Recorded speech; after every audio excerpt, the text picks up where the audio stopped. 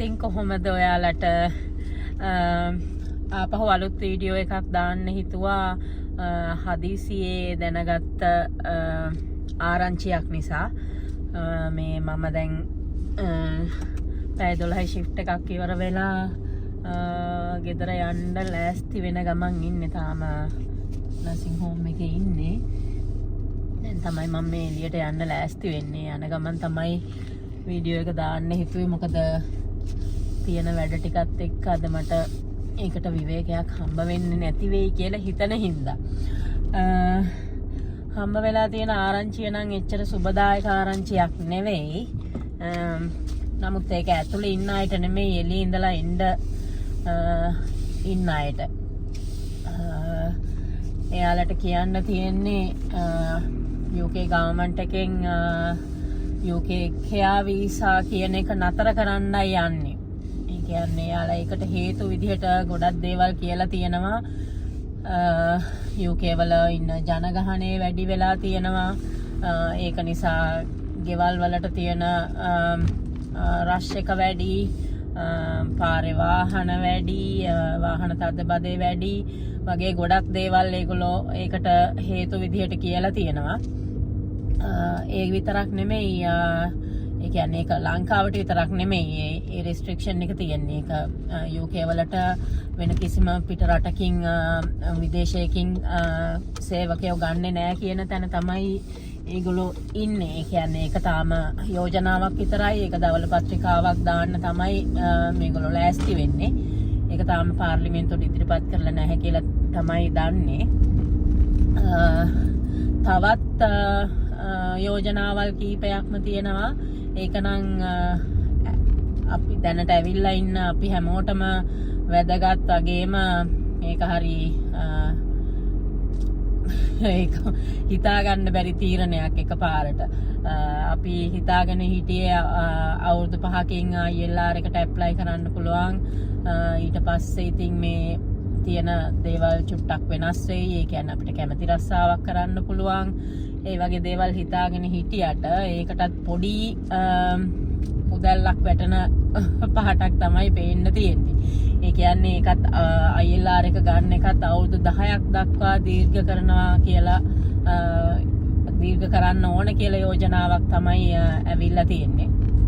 PSW එක සම්පූර්ණයෙන්ම නතර කරන්න ඕන කියලා කියනවා. ඒ වගේ දේවල් ටිකක් තමයි. ඒ කියන්නේ එකක්වත් සුබදායක ආරංචි නැහැ UK පැත්තෙන් මේ දවස්වල ඇහෙන. මොකද මේකට ලොකුම හේතුව වෙලා තියෙන්නේ මේ රිෆෝම් UK කියන අලුත් පක්ෂේ ගොඩක් එයාලා උඩට ඇවිල්ලා තියෙනවා මේ ඡන්දෙන්. එයාලගේ මූලිකම අරමුණ වෙලා තියෙන්නේ මයිග්‍රන්ට්ස්ලා අඩු කරන එක. මයිග්‍රන්ට්ස්ලා සීමා කරන එක තමයි ඒගොල්ලන්ගේ ප්‍රධානම ප්‍රතිපත්තියක් වෙලා තියෙන්නේ. ඉන්දා බොහෝ දුරට ඉතින් මෙහි අය ඡන්ද ගන්න වගේ දේවල් වලට ගොඩක් ફોකස් කරන හින්දා මේ වගේ යෝජනාවල් ගේනවා කියලා තමයි මට නම් හිතෙන්නේ. තවත් එක පැත්තකින් බැලුවහම සමහර වෙලාවකදී ඒ වගේ තීරණයක් ගන්න එක සාධාරණයි කියලා හිතන තැනුත් තියෙනවා.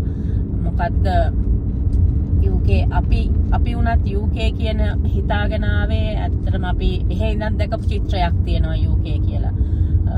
කියන්නේ එංගලන්තේ කියලා අපි එහෙ ඉඳන් දැකපු චිත්‍රයක් තියෙනවානේ.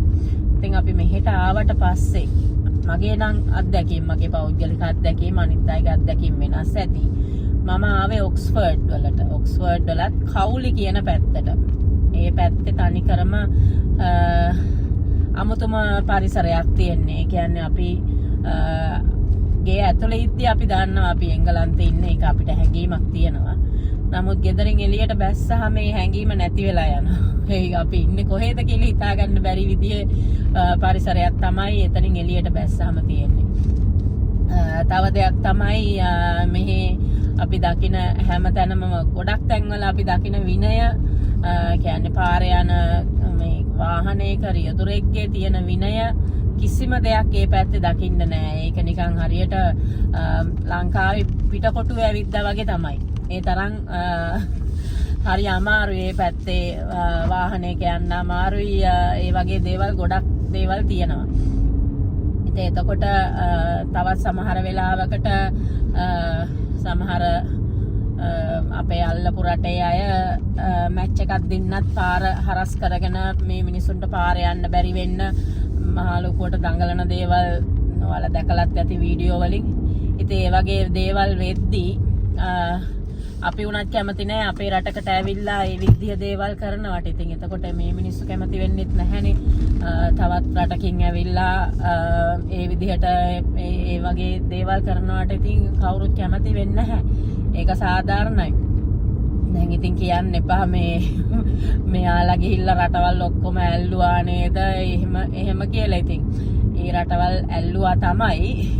ඒක අපිට දැන් වළක්වන්න පුළුවන් දෙයක් නෙමෙයිනේ. අපි ආවේ අපේ ජීවිතේ මේ ගොඩනගා ගන්න. ඉතින් ඒකෙන් හින්දා කවුරු හරි එනවා නම් එන්නෙත් එහෙම හිතාගෙන.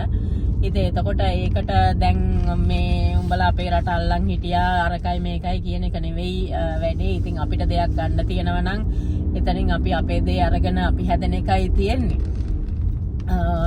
කතන්දරේ ඕකයි ටිකක් ඒක හරි ඒක දැනගත්තාම මේ ගොඩක් හිතට හරි නෑ. මොකද අපි දැනුවත්ව කීප දෙනෙක් එන්න ඉන්න අය ඉන්නවා. තව ආපු අය ඉන්නවා ගොඩක් බලාපොරොත්තු ඇතුව අවුරුදු 5යිනේ මේක. ඊට පස්සේ අපිට මේ ඕන කැමති දෙයක් කැමති රස්සාවක් කරගෙන ඉන්න පුළුවන් නේ කියලා හිතාගෙන ඉන්න අය ඉන්නවා. ඉතින් එතකොට ඒ කට්ටියගේ ඔක්කොම බලාපොරොත්තු හීන නැති වෙනවා කියන එක තමයි මට නම් හිතෙන්නේ මෙහෙම වුණොත්. දැන් මේක තාම යෝජනාවක් විතරයි. නමුත් ඉතින් පාකිස්තානය, නයිජීරියාව, ලංකාව කියන රටවල් 3 ඇතුළු වෙනත් රටවල් කීපයකටම වීසා රෙස්ට්‍රික්ෂන් දාන්න දැනටමත් තීරණය කරලා ඉවරයි. සමහර විසිට් වීසාත් රිජෙක්ට් වෙන තත්ත්වයක් තියෙන්නේ. ඒ ඔක්කොමත් එක්ක බලද්දී හිතනවා මේ දේවල් ඉක්මනට යෝජනා වෙලා සම්මත වෙලා ඉවර වෙයි කියලා. අපි බලමු මොකද වෙන්නේ කියලා. එහෙනම් ගිහින් එන්නම්. සබ්ස්ක්‍රයිබ් කරලා නැත්නම් මාව සබ්ස්ක්‍රයිබ් කරලා මට සහයෝගයක් දෙන්න. ලයික් එකක් දාන්න. මේ වීඩියෝ එකට කැමති නම් ඔයාලට වැදගත් දෙයක් ලැබුණා කියලා හිතනවා නම් බොහොම ස්තුතියි.